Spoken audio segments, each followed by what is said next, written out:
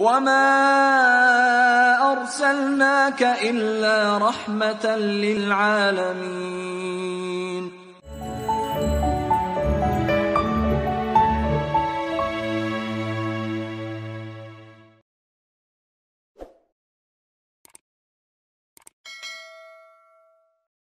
Assalamualaikum warahmatullahi wabarakatuh. Alhamdulillahilladzi allafa baina qulubina fa asbahna bi ni'matihi ikhwana.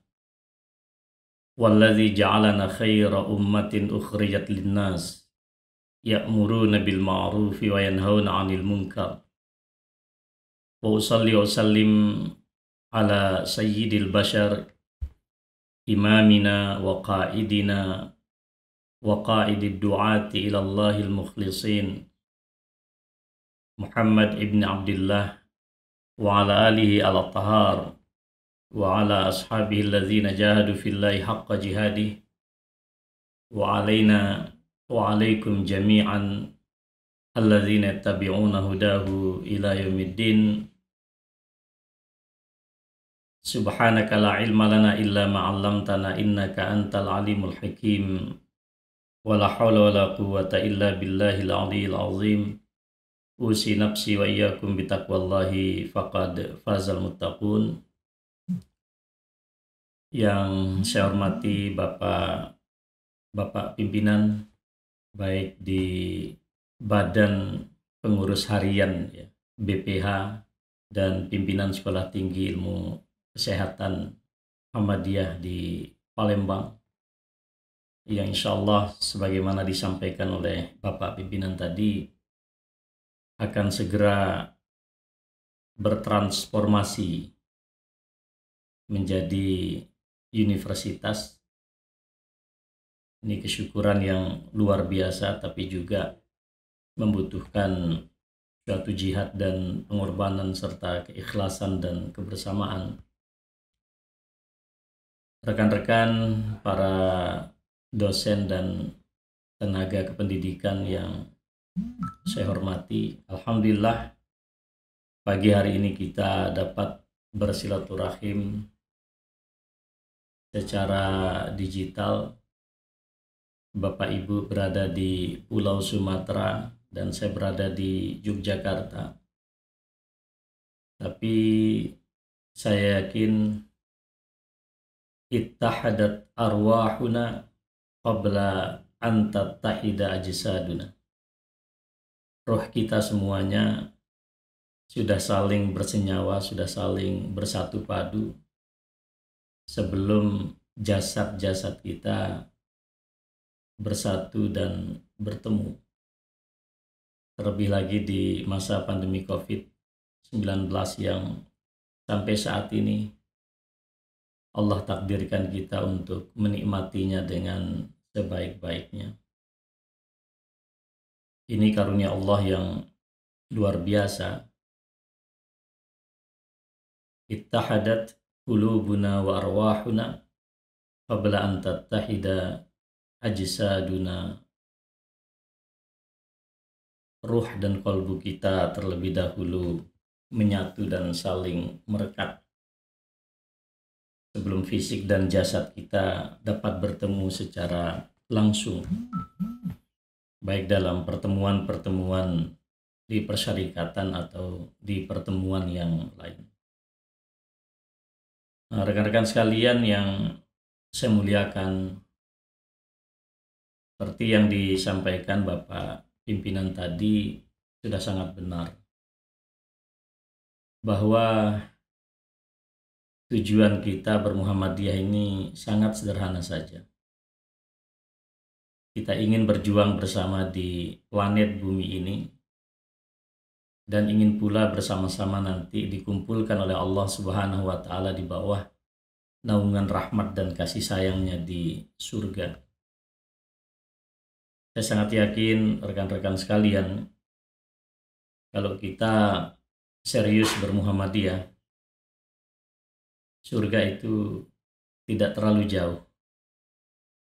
Rasulullah Shallallahu Alaihi Wasallam pernah berbicara di hadapan para sahabat, kullu ummati yadkhulunal jannata illa man aba. Wa man ya'ba ya Rasulullah? Qal man ata'ani dakhalal jannah wa man asani faqad aba. Semua umatku pasti masuk surga kecuali yang enggan. Adakah gerangan yang enggan masuk surga wahai Rasulullah? Tanya para sahabat, beliau menjawab, yang taat kepadaku mesti masuk ke dalam surga, dan yang tidak taat kepadaku, bermaksiat, membangkang kepadaku, dialah orang yang enggan untuk masuk ke dalam surga Allah Subhanahu wa Ta'ala.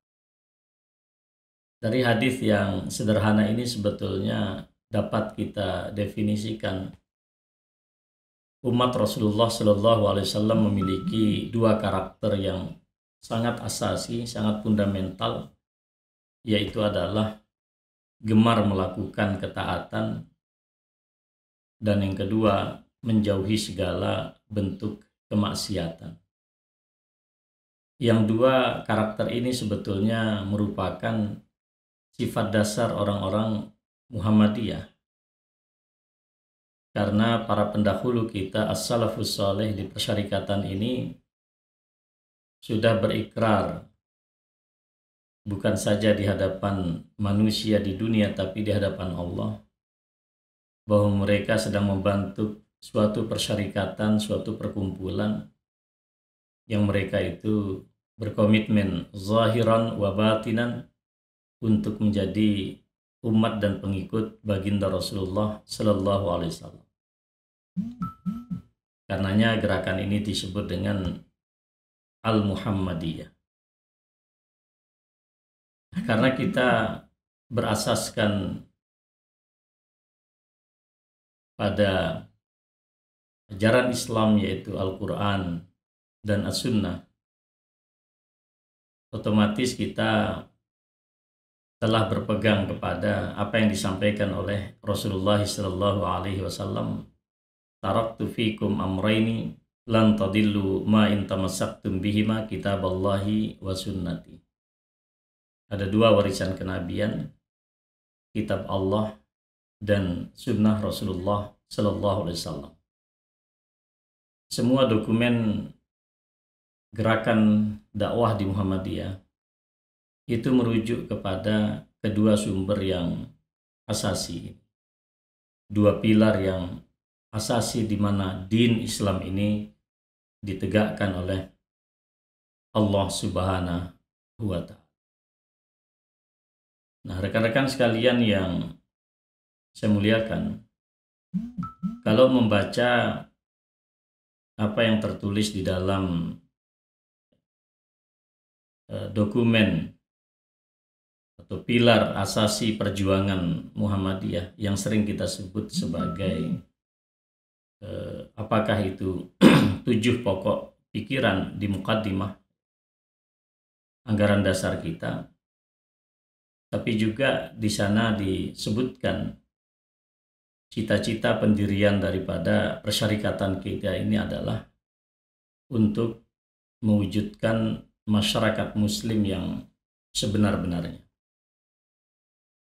Nah, di dalam upaya mewujudkan masyarakat muslim yang sebenar-benarnya, kita harus melakukan suatu aktivitas dakwah atau tabligh. Di dalam pandangan Muhammadiyah, dakwah itu dipahami secara universal. Apapun aktivitas dan amal usaha yang kita lakukan di persyarikatan ini untuk menyeru manusia kepada jalan Allah, itu disebut dengan dakwah. Rektor itu dai, ketua Stikas itu dai, ketua BPH itu dai, dosen itu dai, kaprodi itu dai, driver itu dai, kepala bagian, kepala apapun ya, satpam, rumah sakit, para perawat, para dokter, tenaga medis, apoteker, para aktivis pandu, silat, tapak suci, kegiatan kemanusiaan, ya, termasuk juga di komando COVID-19 ya. MCCC yang saat ini sedang melaksanakan tugasnya. Semua itu dalam pandangan kita di Muhammadiyah dikatakan sebagai dakwah. Muhammadiyah tidak pernah mendikotomi makna dakwah. Seringkali orang kalau tidak berprofesi sebagai seorang ustadz atau agamawan, dia lupa kalau dia itu adalah seorang dai. Padahal kita dilahirkan di muka bumi ini alal Islam wa ala fitratil Islam, di atas fitrah Islam. Dan setiap orang yang dilahirkan di atas fitrah Islam ini, bagaimana Rasulullah sampaikan, kullu mauludin yuladu alal fitrah, setiap anak yang terlahir itu di atas fitrah, itu otomatis kita memiliki kewajiban untuk melakukan kegiatan dakwah. Ud'u ila sabili rabbik bil hikmati wal mau'izatil hasanah wajadilhum billati hiya ahsan. Tentu sesuai dengan kapasitas dan kemampuan kita masing-masing. Tetapi yang tidak bisa ditawar adalah kewajiban dakwah itu sendiri. Karena Allah memerintahkan kita berdakwah menggunakan fi'lul amri, wa anna fi'lal amri yufidu al-wujud. Setiap kata perintah di dalam Al-Quran itu mesti memiliki konotasi makna kewajiban, kecuali ada dalil lain yang mengalihkannya. Seperti halnya juga sholat. Jadi, nahnu muslimun wa nahnu da'una ilallah. Kita muslim dan kita menjadi orang-orang yang berdakwah kepada Allah Subhanahu wa ta'ala.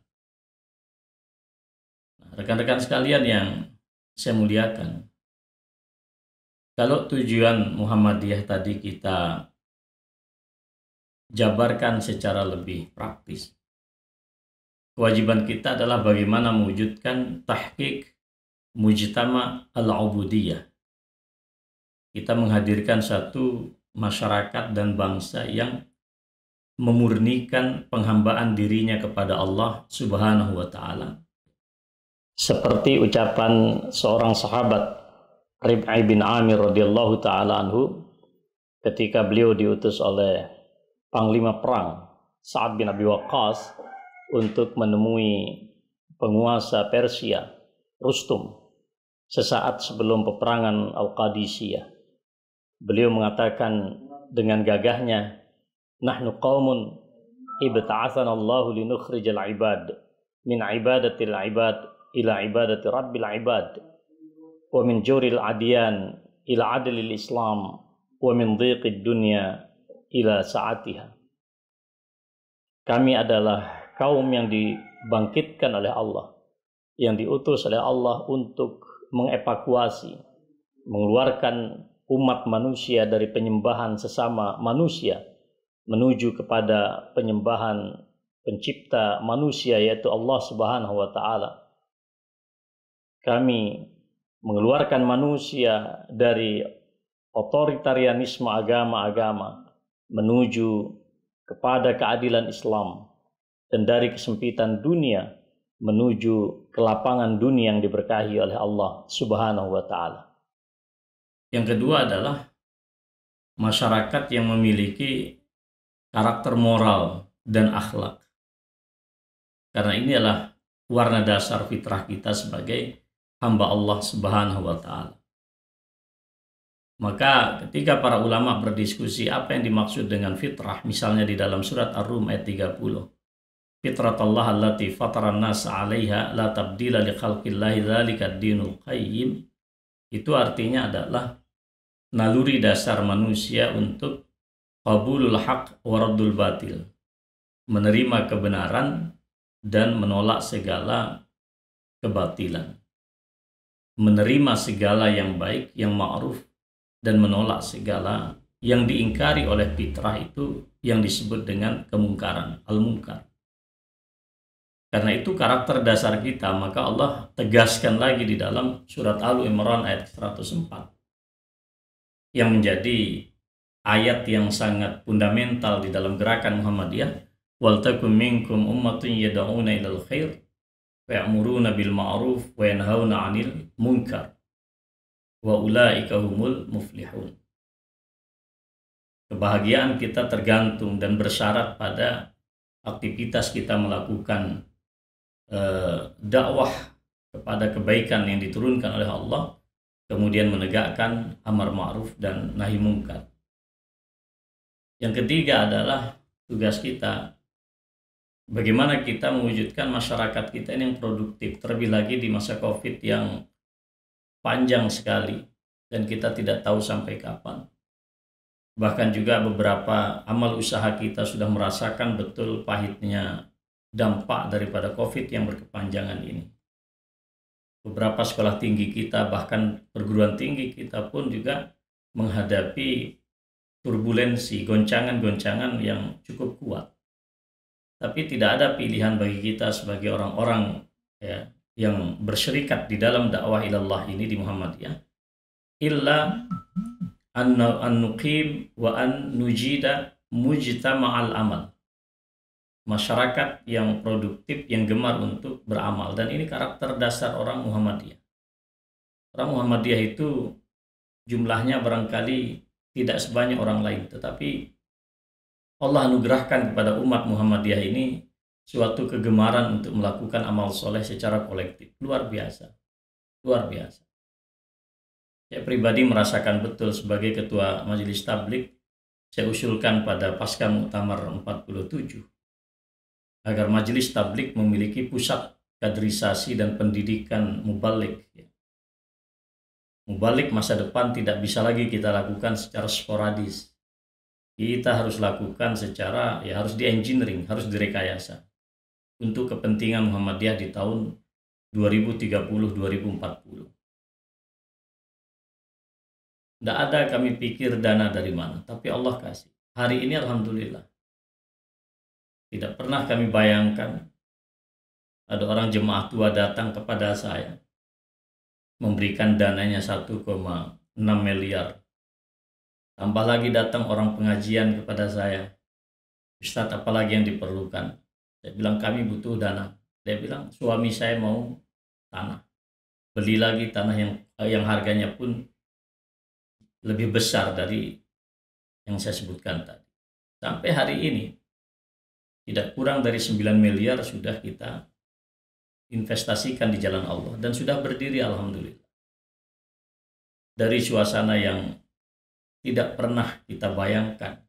Secara pribadi angka 9 miliar itu sangat besar. Tapi ketika kita berserikat di dalam melakukan kebaikan, ternyata 9M itu menjadi yang biasa-biasa saja. Jadi orang Muhammadiyah itu gemar beramal sebagaimana juga isyarat Allah Subhanahu wa taala di dalam Al-Mu'minun ayat ke-60. Walladzina yu'tuna ma ataw wa qulubuhum wajilatun annahum ila rabbihim raji'un. Jadi Allah menyatakan orang-orang mendermakan apa sih yang mereka dermakan di jalan Allah Subhanahu wa taala, dan mereka begitu takut jika mereka mengingat akan kembali kepada Allah Subhanahu wa taala, artinya kematian pun akan menjemput mereka. Ulaika yusari'una fil khairat. Karakter mereka adalah orang-orang yang gemar melakukan kebaikan. Aisyah radhiyallahu taala anha ketika bingung tentang ayat ini, bagaimana mungkin orang banyak melakukan kebaikan tapi takut mati? Jangan-jangan mereka ini depan orang baik, tapi di belakang berzina, membunuh, mabuk. Kata Rasulullah, tidak wahai Aisyah. Mereka adalah orang yang gemar melakukan sholat. Mereka orang yang gemar melakukan puasa. Mereka orang yang gemar melakukan sedekah. Yang membuat mereka takut Allah yuqbala minhum, jika semua amal itu tidak diterima oleh Allah Subhanahu wa ta'ala. Kita masyarakat yang gemar melakukan amal, termasuk kita, seruan kita hari ini. Saya kira prediksi resesi ekonomi dunia ada di hadapan kita. Oleh karena itu, apa yang bisa kita lakukan secara produktif untuk menopang diri kita, keluarga kita, ya kampus kita, ya harus kita lakukan. Poin yang keempat, teman-teman sekalian, nahnu nurid an nuqim mujtama'al ilm. Kita ingin membangun suatu masyarakat yang bervisi ilmu pengetahuan. Dan semasa pandemi COVID-19, Muhammadiyah menunjukkan keseriusannya di dalam komitmen terhadap kebenaran ilmu pengetahuan. Yarfa'illahu allazina amanu minkum wallazina utul ilma darajat. Orang-orang yang mengkhianati amanah ilmu pengetahuan, karena COVID adalah bagian daripada ayat-ayat Allah, tanda-tanda kekuasaan Allah, maka yang berlaku adalah al-haqa'iq, kebenaran-kebenaran yang bersifat ilmiah. Al-haqa'iq al-ilmiyah. Al-Quran memang bukan ilmu teori pengetahuan, tetapi apa yang diisyaratkan oleh Al-Quran adalah al-haqa'iq al-ilmiyah, kebenaran-kebenaran absolut di dalam ilmu pengetahuan, baik ditemukan secara cepat atau lambat oleh manusia. Dalam konteks COVID ini, sampai Muhammadiyah kadang dinilai keliru oleh masyarakat. Sebagian masyarakat hanya karena COVID kemudian menunda muktamarnya sampai 2 tahun misalnya. Persoalannya bukan itu. Kita harus percaya kepada apa yang dikatakan oleh ilmu pengetahuan, karena ayat bukan hanya tertulis, ayat juga yang terbentang di semesta. Sanurihim ayatina fil afaq wa fi anfusihim hatta yatabayyana lahum annahul haq. Kami tunjukkan, kata Allah, tanda-tanda kekuasaan kami di alam semesta yang terbentang dalam cakrawala ini, termasuk juga pada diri mereka, sehingga jelas bagi kita bahwa Al-Quran dan Allah Subhanahu wa Ta'ala adalah benar secara absolut. Tapi banyak orang yang tidak peduli dengan ini, dan sebagian masyarakat kita larut di dalam romantisme, teori-teori konspirasi dan seterusnya. Angka kematian terus terjadi. Bukan berarti kita kemudian paranoid terhadap peristiwa ini, tetapi satu pesan yang ingin disampaikan oleh Muhammadiyah bahwa ilmu pengetahuan adalah ayat Allah, dan ayat Allah tidak mungkin menyalahi daripada fitrah kehidupan kita. Nah, teman-teman sekalian yang saya muliakan, ini tujuan kita yang sangat pokok, saya kira, yang perlu kita saling mengingatkan di Muhammadiyah kita ini.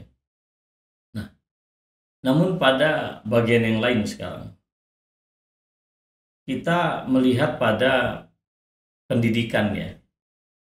Muhammadiyah pada tahun 2010, muktamar 1 abad ya, di Jogja 2010 yang lalu, hampir 10 tahun ya, menerbitkan satu dokumen yang menurut saya dokumen ini sangat fundamental.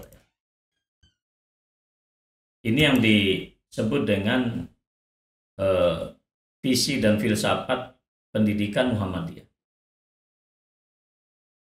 Jadi dalam konteks mewujudkan masyarakat yang berilmu pengetahuan tadi itu, lalu kita turunkan di dalam visi dan filosofi pendidikan Muhammadiyah, yang kalau kita baca di sini di dalam Tanfis Muktamar ya 1 abad 2010, saya bacakan, pendidikan Muhammadiyah adalah menyiapkan lingkungan yang memungkinkan seseorang tumbuh sebagai manusia yang menyadari kehadiran Allah.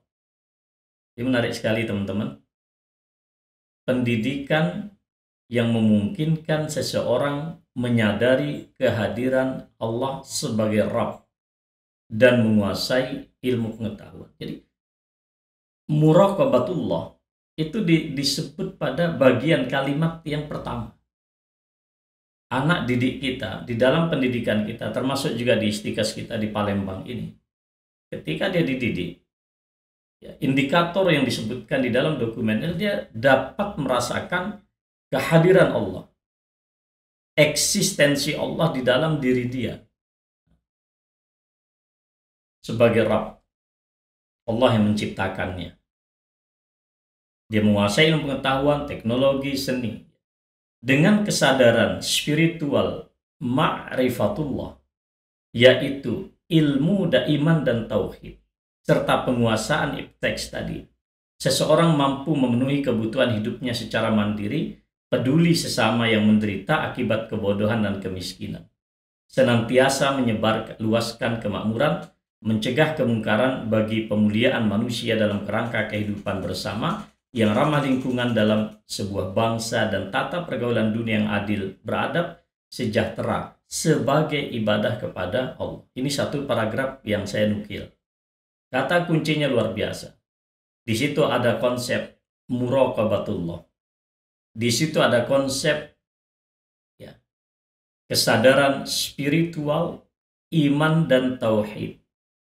Di situ ada konsep mewujudkan penghambaan diri kepada Allah. Kita tidak berbicara tentang apa program studi dan spesifikasi ilmu yang dia pelajari, sama sekali tidak. Muhammadiyah berbicara tentang pendidikan yang sifatnya holistik, bukan pendidikan yang dikotomik. Dikatakan di situ harus ada unsur muraqabatullah. Ya, mahasiswa kita, sarjana kita, apalagi kemudian tenaga pendidik, para dosen, pimpinan, harus merasakan betul apa yang disebut dengan muraqabatullah. Kemudian ada kesadaran spiritual dalam bentuk iman dan tauhid yang akan menopang kehidupannya di masa depan. Dan kesemuanya itu bermuara pada bagaimana kita mendayagunakan ilmu ini untuk menghambakan diri kepada Allah Subhanahu wa Ta'ala. Ini dahsyat sekali. Paragraf kedua. Pendidikan Muhammadiyah merupakan pendidikan Islam modern yang mengintegrasikan agama dan kehidupan, dan antara iman dan kemajuan yang holistik. Ada banyak orang yang terjebak pada dikotomi ilmu pengetahuan. Kita di Muhammadiyah tidak pernah mengatakan orang fakultas agama Islam masuk surga lebih dulu daripada orang kedokteran atau orang MIPA. Sama sekali tidak. Karena kita akan masuk surga bukan karena program studi. Tapi apakah kita di program studi kita masing-masing tadi itu, seperti kata filsafat pendidikan Muhammadiyah pada paragraf 1 itu, orang-orang yang merasakan kehadiran Allah di dalam hidupnya. Orang-orang yang memiliki kesadaran spiritual, ma'rifatullah, iman dan ilmu itu. Orang-orang yang menghambakan diri secara murni hanya kepada Allah. Apapun program studi, Allah nggak peduli. Ini yang dipahami oleh Muhammadiyah kita. Jadi teman-teman sekalian yang saya muliakan, secara kelembagaan kita ya, di pendidikan kita, sudah sangat jelas apa yang digariskan oleh Persyarikatan Muhammadiyah. Jadi ibarat apa kata pepatah Arab, qad qultu lil qaumi istaqu. Sudah kukatakan kepada umatku, minumlah kalian dari air yang jernih, air yang bening. Tapi seringkali kita ini lebih senang minum air yang keruh. Tidak mau kita minum air yang jernih yang ditunjukkan oleh seperti apa yang saya bacakan di dalam dokumen ini. Paragraf ketiga yang saya membacakan. Ilmu pengetahuan teknologi dan seni hasil pemikiran rasional secara holistik dan komprehensif atas realitas alam semesta, ayat kauniyah, dan atas wahyu dan sunnah, ayat qauliyah, yang merupakan satu kesatuan integral melalui kegiatan penelitian dan pengembangan yang terus-menerus diperbaharui bagi kemuliaan kemanusiaan yang terus-menerus bagi kemuliaan kemanusiaan di dalam alam kehidupan yang lestari. Penguasaan ipteks adalah langkah awal dari tumbuhnya kesadaran ma'rifatullah. Sehingga pemikiran rasional adalah awal dari kesadaran spiritual ma'rifat kepada Allah Subhanahu wa Ta'ala. Pengabdian, penghambaan diri kepada Allah meliputi ibadah yang terangkum dalam rukun Islam, penelitian dan pengembangan ipteks, penataan lingkungan hidup yang lestari berkelanjutan dalam kehidupan bersama yang beradab, berkeadilan dan kesejahtera, serta pembebasan setiap orang dari penderitaan akibat kebodohan dan kemiskinan. Ini luar biasa. Kalau Rib'i bin Amir, seorang sahabat besar panglima Islam yang berhadapan dengan penguasa waktu itu, Rustum, mengatakan tugas kita adalah kami dibangkitkan oleh Allah untuk mengeluarkan manusia dari penyembahan sesama manusia menuju penyembahan kepada Allah semata, dari kediktatoran dan otoritarianisme agama-agama kepada keadilan Islam, dari kesempitan dunia yang sedemikian rupa menuju luasnya Islam dan akhirat. Itu kira-kira substansi dan hakikatnya itu tidak jauh berbeda, sama persis. Hanya ucapan, hanya redaksi saja yang berbeda, tetapi substansi dan konteksnya itu adalah persis sama. Jadi kalau kita katakan, inilah sebetulnya pendidikan yang memerdekakan. Bukan kemudian pendidikan yang menjajah dan pendidikan yang mengeksploitasi. Jadi kalau ada sekarang kita dengar konsep ya merdeka belajar dan seterusnya itu, maka Muhammadiyah saya sangat yakin gagasan yang ditawarkan adalah seperti ini. Nah, rekan-rekan sekalian yang saya muliakan, ketika kita memiliki visi yang sangat kuat ini, tapi juga kita menghadapi tantangan sekarang. Apa tantangan kita? Ini secara saya kira ini global ya. Di dunia Islam kita menghadapi tantangan yang luar biasa. Apa itu tantangan kita teman-teman sekalian? Satu, pendidikan kita saat ini bukan hanya pendidikan agama, termasuk juga pendidikan umum. Ya. Kalau saya menyebut di sini ada agama, ada umum, itu hanya bermaksud spesifikasi yang bersifat administrasi pendidikan saja, bukan pada aspek substansinya. Pendidikan kita saat ini ya, kehilangan ruh. Ruhnya ini hilang. Yang saya sampaikan di awal tadi itu menyangkut masalah ruh, spirit ya. Itu hilang. Kita pendidikannya saat ini cenderung bersifat materialistik dan hanya berorientasi pada hal-hal keduniaan semata. Coba teman-teman sekarang renungkan. Betapa naifnya misalnya, kalau para dokter kita, sekarang beberapa keluarga kita sudah meninggal dunia ketika menjalankan tugas dan amanah mereka sebagai hamba Allah di bidang kedokteran dan medis misalnya. Para medis kita, perawat kita, dokter kita merawat pasien dengan semangat yang sedemikian rupa. Tak kenal waktu, keluarganya pun juga ditinggalkan. Bahkan dicemooh oleh sebagian anggota masyarakat. Kalau orang yang sudah berjuang seperti ini, kemudian mati begitu saja, ini kan sayang sekali. Di sinilah saya katakan, ruh itu, spirit itu penting. Bukan hanya bagi orang-orang yang belajar agama secara khusus, secara akademik. Tetapi para sarjana kita di semua bidang pendidikan itu harus disentuh dengan nilai-nilai spiritualitas. Kalau dia menjadi seorang engineer, dia menjadi seorang insinyur yang ma'rifatullah. Bahkan dia aktivis seni, dia juga menjadi pelaku seni yang juga ma'rifat kepada Allah.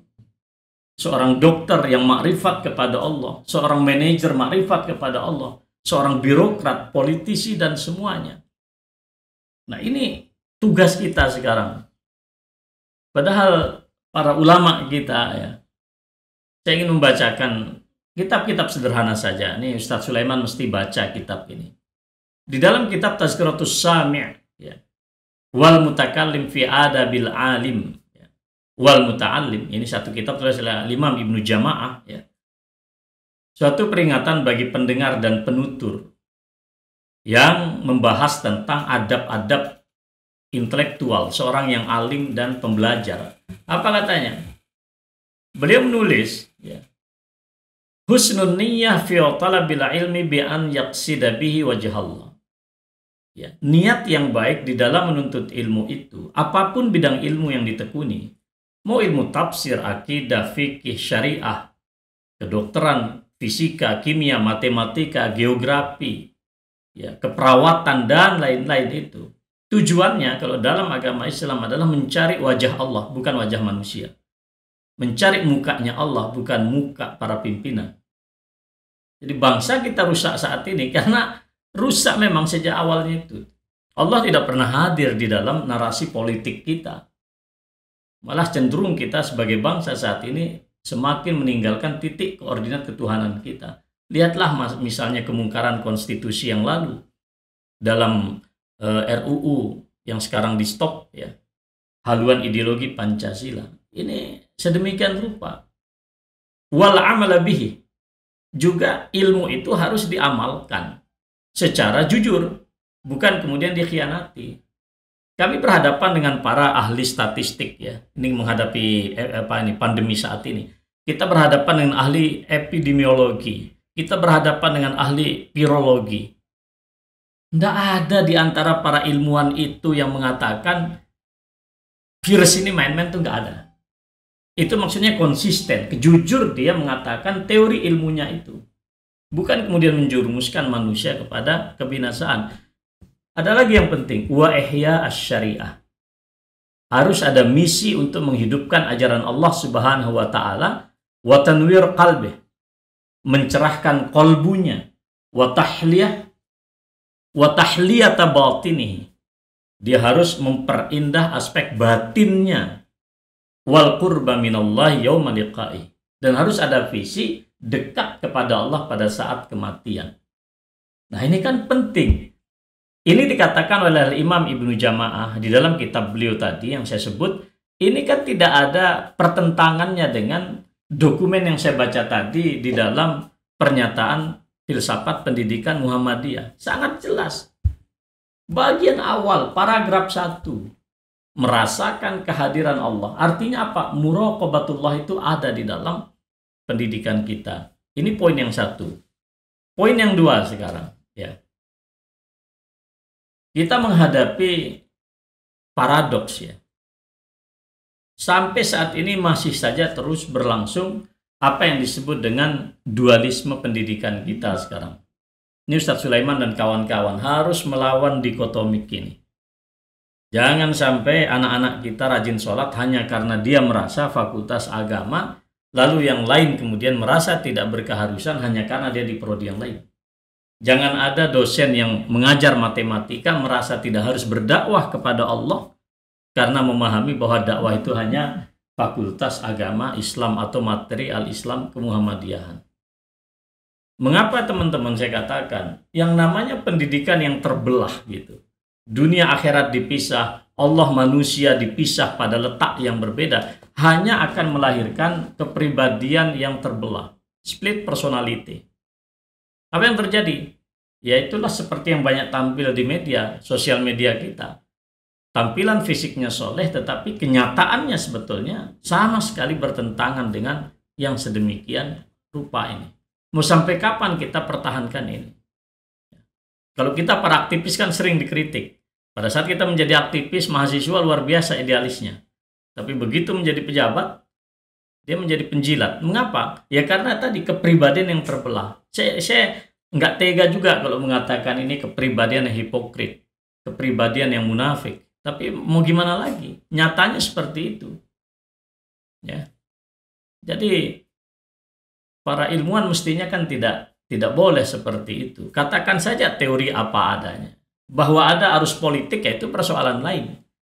Tapi kalau semua saat ini harus menghambakan diri pada orientasi politik sesaat, bisa rusak ilmu pengetahuan kita. Nah, mengapa ini muncul? Karena adanya dikotomi di dalam ilmu pengetahuan. Ya. Makanya Pak Kunto Wijoyo, ini orang tua kita nih, dulu bareng Pak Amin mendirikan tempat saya syuting online sekarang ini di Budi Mulya. Sulaiman tahu itu? Di balik kemajuan ilmu dan teknologi, dunia modern sesungguhnya menyimpan suatu potensi yang menghancurkan martabat manusia. Umat manusia telah berhasil mengorganisasikan ekonomi, menata struktur politik, serta membangun peradaban maju untuk dirinya sendiri. Tapi pada saat yang sama, kita juga melihat bahwa umat manusia telah menjadi tawanan dari hasil ciptaannya. Apa yang dikatakan Pak Kunto Wijoyo ini, itu persis dengan keputusan muktamar. Ya. Yang ke-45 di Malang, bahwa manusia mengalami sekularisasi kehidupan. Manusia mengalami suatu suasana dia mempertuhankan hawa nafsunya. Manusia mengalami satu suasana di mana kehidupan ini hanyalah instrumental. Ilmu pengetahuan itu hanyalah alat untuk mendapatkan materi dan seterusnya. Pada Muktamar 2010 diputuskan lagi manusia modern kehilangan payung spiritualitas. Coba, kurang apa Muhammadiyah menekankan tentang persoalan ini? Tapi ingin saya tanyakan sekarang, Apa yang dilakukan pimpinan sekolah tinggi kita, apa yang dilakukan oleh universitas kita untuk mengantisipasi apa yang sudah dikatakan Muhammadiyah 10 dan 15 tahun yang lalu. Ini penting teman-teman sekalian. Teman-teman yang saya muliakan. Yang ketiga, ya, ada kemungkaran lagi di dunia pendidikan kita, yaitu adalah apa? Kemungkaran yang bersifat epistemologis. Kita ini menghadapi suatu persoalan di dalam bangunan keilmuan ini. Ketika Allah dilepaskan dari ilmu pengetahuan, maka rusaklah kita. Kalau Kiai Dahlan mengingatkan kita, afara'aita man ittakhadha ilahahu hawahu, mempertuhankan hawa nafsu, yaitulah kemudian di dalam rancang bangun keilmuan kita ini Allah itu tidak hadir. Ini yang dimaksud rusak kita, epistemologi kita. Pada ilmu-ilmu yang sifatnya scientific, ya, ilmu-ilmu sains gitu. Saya kira sifatnya universal, tapi begitu ilmu itu menyangkut humaniora, kemanusiaan, kebudayaan, psikologi, politik, ekonomi, saya kira itu akan tergantung dengan realitas ideologi masyarakat. Jadi tidak adil dong misalnya teori-teori politik barat misalnya kita paksakan untuk masyarakat muslim. Teori-teori tentang kemanusiaan psikologi di Eropa dipaksakan lagi ke tempat kita. Pada bagian-bagian tertentu mungkin itu adalah sesuatu universal, tetapi ada persoalan-persoalan fundamental yang tidak mungkin disandingkan. Maka kita harus menghadirkan dong epistemologi pengetahuan yang sesuai dengan, kalau dalam bahasa kita ini, ya sesuai dengan ajaran dasar kita tadi. Memiliki aspek muraqabatullah, memiliki aspek spiritualitas ma'rifatullah, ya kan, memiliki aspek ubudiyatullah, penghambaan diri kepada Allah Subhanahu wa taala. Nah, ini persoalan kita teman-teman sekalian. Baik. Poin yang terakhir. Apa yang harus kita lakukan? Kata kuncinya adalah dakwah. Dakwah dalam artian yang seluas-luasnya dan sesuai dengan kemampuan kita masing-masing. Teman-teman sekalian, ketika Allah menyatakan kuntum khaira ummatin ukhrijat linnas ta'muruna bil ma'ruf wa tanhauna 'anil munkar wa tu'minuna billah. Di sini ada syarat, ya. Ketika kita dijadikan umat terbaik, Allah tidak mengatakan antum khairu ummah. Dia tidak suatu predikat yang melekat pada kita sebagai muslim, tidak. Predikat inilah predikat yang bersyarat. Maka sahabat Umar bin Khattab radhiyallahu taala, apa kata beliau? Man sarrahu an yakuna min tilkal ummah fal yufi syartallahi fiha. Orang yang ingin masuk di dalam predikat umat yang terbaik, dia harus memenuhi persyaratan Allah di dalam umat yang terbaik itu. Apa itu? Jelas sekali.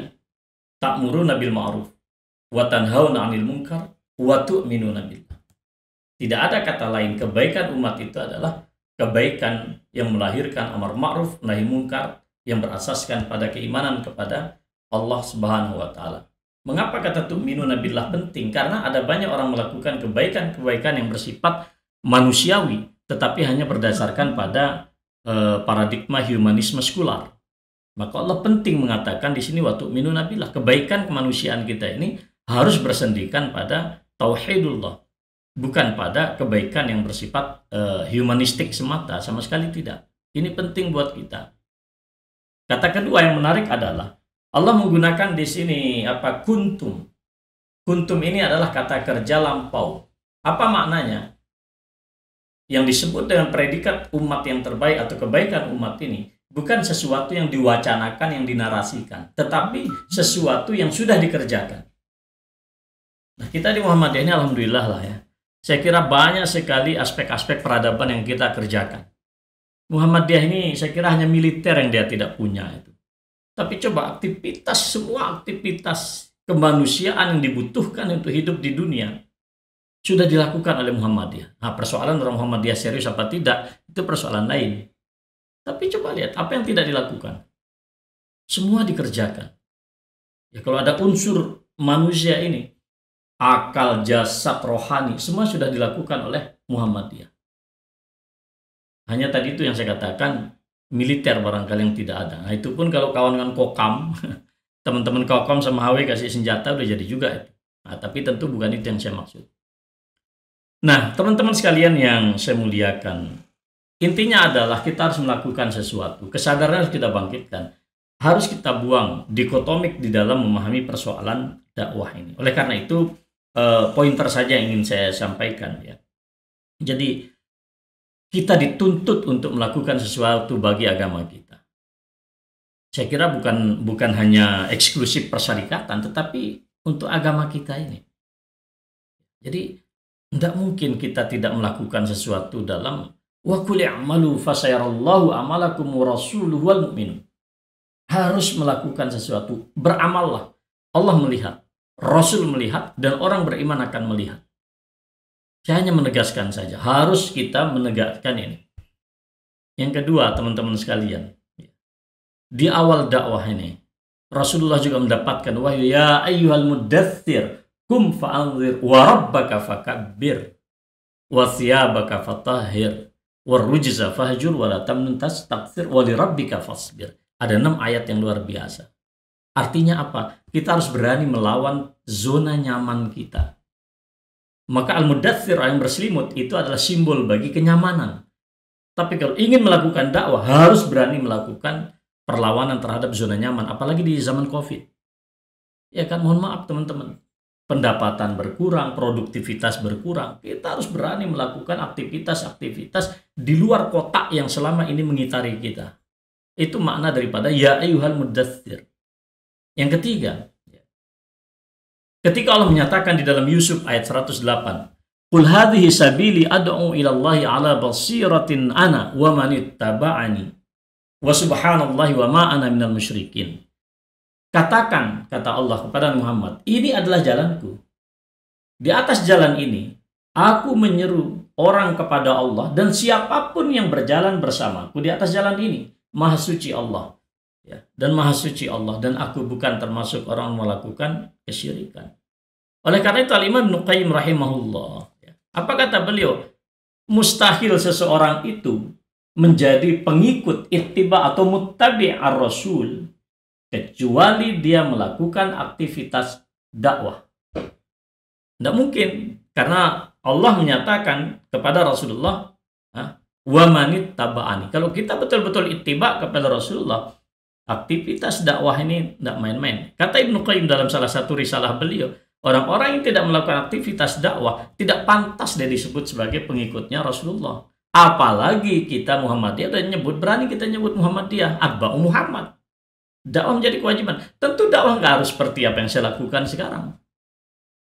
Anda engineering, Anda profesional bidang, Anda berdakwah, kita berdakwah dengan berbagai macam sarana yang ada, bukan hanya verbal. Verbal yang salah satu bagian kecil dalam Muhammadiyah, maka disebut majelis dakwah secara verbal ini tablik. Tapi ya kokam berdakwah, ya kan? Kemudian HW kita berdakwah, pemuda berdakwah, nasiah berdakwah, rumah sakit berdakwah, ya kan? Lembaga kesejahteraan sosial berdakwah, semuanya berdakwah. Maka spesifik tugas dakwah secara verbal diamanahkan kepada satu majelis yang disebut dengan tablik. Dan tablik bukan hanya satu-satunya cara berdakwah. Ya, silakan berdakwah sesuai dengan apa yang ditekuni masing-masing dari kawan-kawan yang ada di sini. Oleh karena itu tugas kita adalah bagaimana kita menjadikan sekarang hidup kita ini ikut kepada Nabi. Yang kedua adalah bukan hanya hidup kita, tapi umat kita ini gimana kita arahkan. Berarti mahasiswa kita, sivitas akademika kita ya harus punya kesadaran untuk ittiba kepada Rasulullah. Dan kalau ini sudah jadi, barulah kita berani seperti apa yang dikatakan di dalam syiar milad kita, mencerahkan dunia, ya kan? Mencerahkan dunia, tidak main-main kita ini. Wa ma arsalnaka illa rahmatan lil alamin. Man dalla ala khairin falahu ajrun mislu ajri fa'ili. Barang siapa yang menunjukkan suatu kebaikan, kata Rasulullah, dia akan mendapatkan pahala seperti orang melakukan kebaikan. Li'an yahdiya bikallahu rajulan wahidan khairun laka min humurin na'am. Banyak dari hiburan Rasulullah. Satu orang dapat pencerahan, dapat hidayah bersebab kamu, kata Rasulullah, maka dia itu lebih baik bagi dia daripada seluruh dunia dan isinya. Kemudian poin terakhir teman-teman sekalian. Kontribusi kita untuk agama ini adalah tugas hidup kita. Kontribusi kita ini. Kita belajar dari Nuh alaihissalam. Coba kita perhatikan Nuh alaihissalam di dalam surat Nuh ayat 58. Sedih sekali kita. Rabbi inni da'autu qaumi laylan wa nahara. Aku seru kaumku menuju Allah malam siang. Falam yazidhum du'ai illa firara. Semakin aku seru mereka, semakin mereka berlari. Wa inni kullama da'autuhum litaghfira lahum. Dan sungguhnya setiap aku seru mereka agar engkau dapat mengampuni mereka, ya Allah, ja'alu asabi'ahum fi adhanihim.